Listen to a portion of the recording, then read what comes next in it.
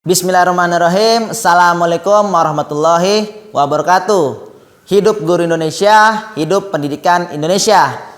Rabbi shrah li sadri wa yassir li amri wahludata min lisani yafqahu qawli.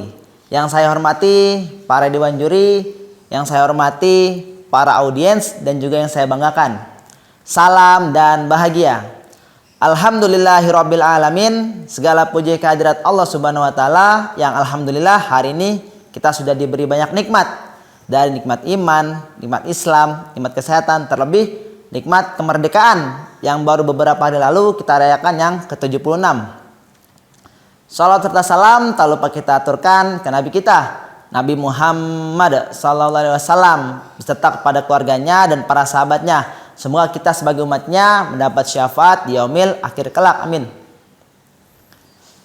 2 tahun terakhir bumi kita dijangkiti pandemi COVID-19. Banyak tantangan yang harus kita hadapi. Salah satunya berada di dunia pendidikan. Dalam dunia pendidikan banyak stakeholder yang harus beradaptasi. Pemerintah, guru, orang tua, dan siswa. Salah satunya dalam proses pembelajaran yang biasanya dilakukan secara tatap muka, sekarang dilakukan dengan cara PJJ atau pembelajaran jarak jauh atau juga BDR, belajar dari rumah. Para guru dan siswa dituntut juga untuk beradaptasi. Para guru dan siswa mulai melakukan pelatihan-pelatihan, webinar-webinar agar terciptanya pembelajaran yang kreatif juga inovatif. Model pembelajaran yang variatif sangat dibutuhkan oleh para guru agar terciptanya pembelajaran yang optimal, juga dibutuhkan oleh para siswa yang belajar dari rumah. Di era yang canggih saat ini, guru juga dituntut untuk mampu dalam teknologi pembelajaran. Salah satunya adalah membuat bahan ajar dengan desain dan video yang menarik agar mengoptimalkan pembelajaran siswa-siswi dari rumah. Selain guru yang menjadi tombak pembelajaran pada saat ini, orang tua pun juga dituntut aktif dan tekun untuk melaksanakan pembelajaran yang kreatif dan inovatif. Jas merah, jangan lupakan sejarah, kata Presiden pertama negeri kita, Insinyur Soekarno. Melihat sejarah panjang bangsa kita, melihat sejarah panjang pendidikan bangsa Indonesia, kita pasti kenal dengan Bapak Pendidikan Indonesia, yaitu Ki Hajar Dewantoro. Beliau memperjuangkan kemerdekaan Indonesia di bidang pendidikan. Ki Hajar Dewantoro pernah mengemukakan konsep Tri Pusat Pendidikan, yaitu pergaulan anak dibagi menjadi 3 macam untuk pusat pendidikan. Pertama, alam keluarga. Kedua, alam perguruan.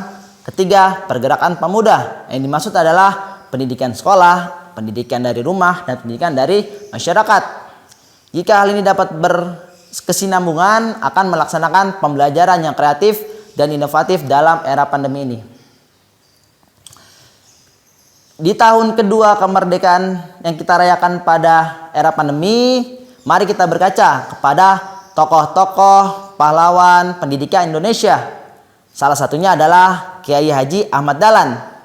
Beliau mendirikan organisasi Muhammadiyah dengan bertujuan membuat pembaharuan Islam di bidang pendidikan karena tidak sepakat dengan pendidikan kolonialisme yang mengarah ke sekularisme.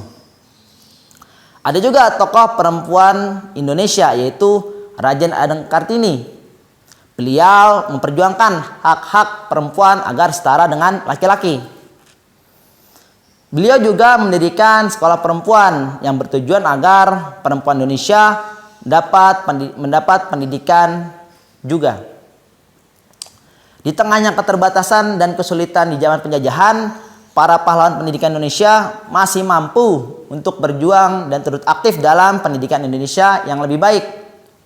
Pun hal ini patut dicontoh bagi kita yang saat ini dalam kondisi keterbatasan. Dengan kondisi keterbatasan saat ini, kita harus tetap semangat untuk tetap melakukan pembelajaran yang kreatif dan inovatif dari rumah. Di 76 tahun kemerdekaan bangsa Indonesia, mari kita berkaca kepada para pahlawan Indonesia para pahlawan khususnya pendidikan. Juga saling berkolaborasi, saling bergotong royong agar terciptanya pembelajaran yang kreatif dan inovatif.